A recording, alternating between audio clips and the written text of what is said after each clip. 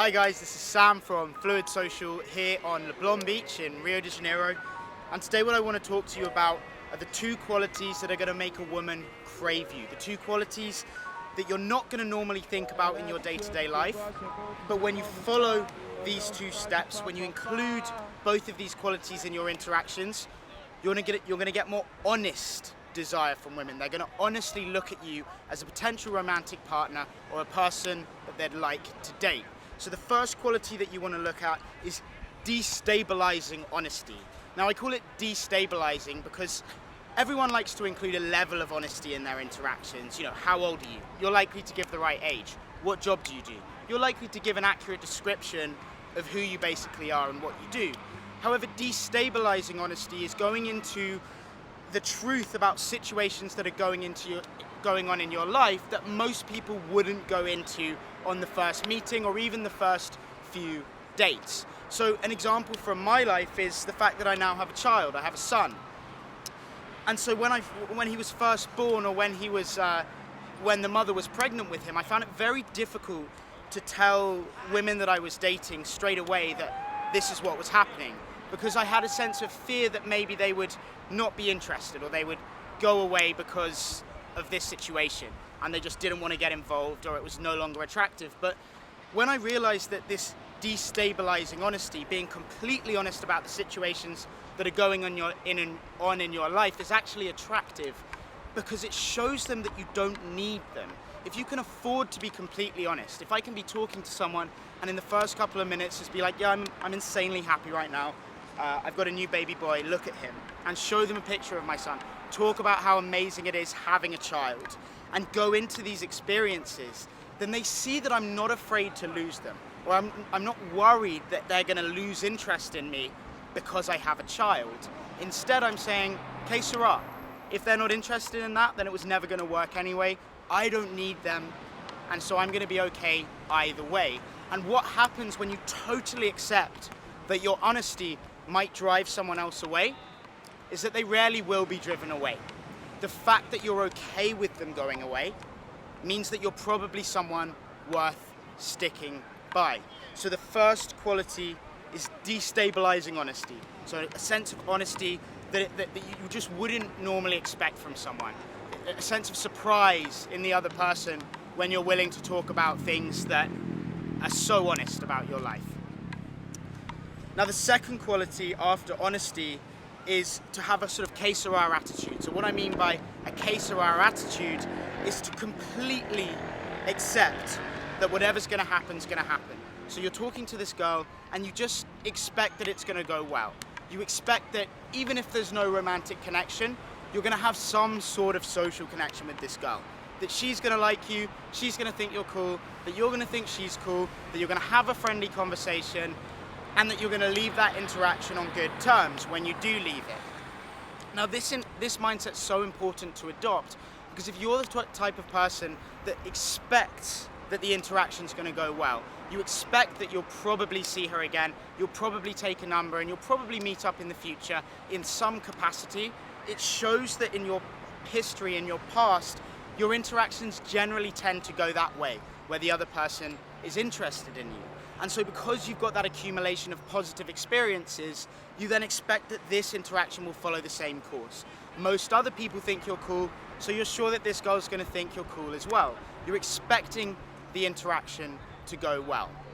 The antithesis of this, and the problem that a lot of guys have, is that they think that they can mess it up. So they think that if there's an awkward silence, or if they say the wrong thing, or even if they message a girl with something that she doesn't reply to, that they fucked it up. And they adopt this mentality that, oh, I fucked that one up, you know, I messed it up when I sent her that message, or I messed it up when I said that thing. And it is only, this is so important, it's only when you decide that you've messed it up that you begin to mess it up. So up until that point, her opinion hasn't changed. You sent a message, she didn't respond, her opinion hasn't changed. Now you think her opinion's changed because she didn't respond, and you're messaging her, and she can now tell that you're trying to get her back. I had an experience with a client recently, I won't go into names, but he was talking to a Filipino woman, very beautiful, and at one point he said something like, he made a joke about the sun. He said, like, you've got to bring the umbrellas this time, because the sun's going to be stronger than last time. He made a joke, and it was actually quite funny, and she didn't respond.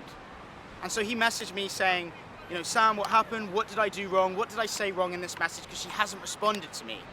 And I didn't see that message for one day. And when I sent the response, which is that nothing's wrong, act like nothing's happened, message her again when you want to, she hasn't lost interest. It was too late, and he'd already written her name with 4 exclamation marks. And I was like, now you've messed it up, man. Now you're starting to mess it up. Because now you're just screaming her name in order to get her attention. Just being like, remember me, notice me, validate me. And that's when you start to mess it up. It was all fine up until then. If a girl doesn't respond to a message, then you ask her out 3 days later, she still doesn't respond, that doesn't mean she's not going to respond. And when you adopt the mindset that she's just busy or she's just caught up in other things, or like, it doesn't mean anything, I'm not gonna make a story out of it, I'm not gonna create a false narrative, I'm just gonna act the way I want to act. If I want to see her, I'll ask her out. If I've got something funny to say to her, I'll say it. I'm not making narratives, I'm sticking to the reality. I've been destabilizingly honest, and now I don't think there's a way to mess it up. I know that in the long run, I can't mess it up. Maybe she gets in a relationship, and 1.5 years later, she comes out of it. This whole concept of burning it to the ground, burning your leads to the ground, that's kind of taught in the sort of London circles, is not relevant. It's not true. There are times when you can just maintain a casual and interesting relationship with someone, and then when they come available, they're going to be interested in you because you've been cool, you've been relaxed, you've kept talking to them. So if you want women to really like you and to be really interested in you, you need to carry these 2 mentalities, that you're not afraid to be completely honest past the point that is normal in social settings. Number 1, that's destabilizing honesty. Number 2, the que sera attitude, expecting that it's going to go well, not judging her not replying to your messages as a negative thing, not creating false narratives, continuing as you were, acting as you want to act. When you do these 2 things, women are going to be interested in you because you don't need them to be interested in you. And that's what's attractive. The weather's beautiful, Carnival's approaching. These few weeks before Carnival are the best time in Rio. So essentially the course that I'm offering for you guys over Carnival time, it's going to be 6 days from the 18th to the 24th of February. So that's a couple of days before Carnival and then a couple of days before it finishes.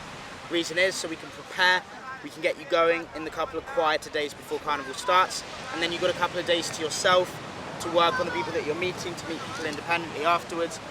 If you come out for those 6 days, it'll be 5 hours a day for 6 days, that's £2,000 in total. I do warn you that finding accommodation here now is going to be difficult, so please just get in touch with me and ask me, because I know people who have properties and I might be able to help you find some good accommodation in Rio on Airbnb and otherwise. That price includes one of the parties, you know, I don't know if they have a special name, the parties around Lagoa. Yeah, they have all those like roof parties and whatever. Around the lake they have these crazy parties with like an open, free drinks, free food, like really, really cool parties. So you'll include at least one of those, and it's going to be an amazing time.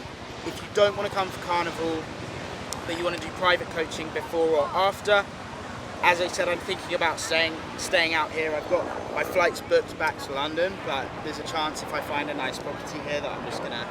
You have to stay here. Yeah, you've already told me I have to stay here, so I don't really have much. He has to stay here, and you have to come here. So. Yeah, and we're just gonna switch places. You can go and stay in London.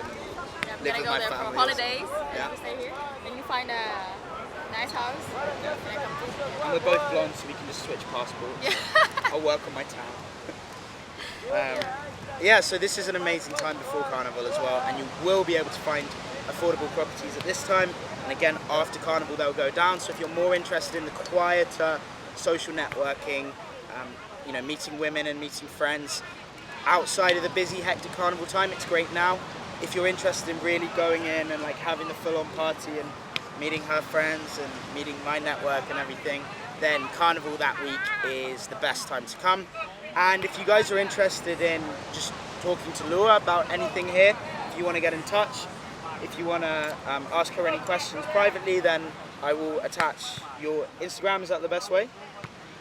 Yeah, maybe it's there. It might just be in the It's description. here. I don't know if it's here, but It might be there. So if it's there, click on it there. If not, then you'll find it.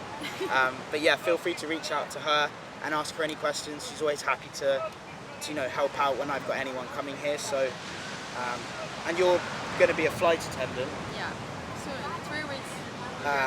But we don't yet know whether you're going to do your own YouTube channel about that. You might do, you might not. I'm still thinking about it. You know, last video with Sam, I was already like thinking. Now I am still thinking. I'll stop thinking. Now I'll do it. Okay, stop thinking, start doing. All right. Everything in Rio takes about 2 years longer than it does anywhere else in the world. Or 2 hours It's longer. so true. That is so, we are very relaxed, you know. It's like, yeah, we can do it. Yeah. But yeah, so thank you guys for watching. I hope to see you here in Rio. If you have any other questions, you can obviously talk to Lua. You'll find me at the email address admin@fluid.social. Thanks for coming. Thanks for watching.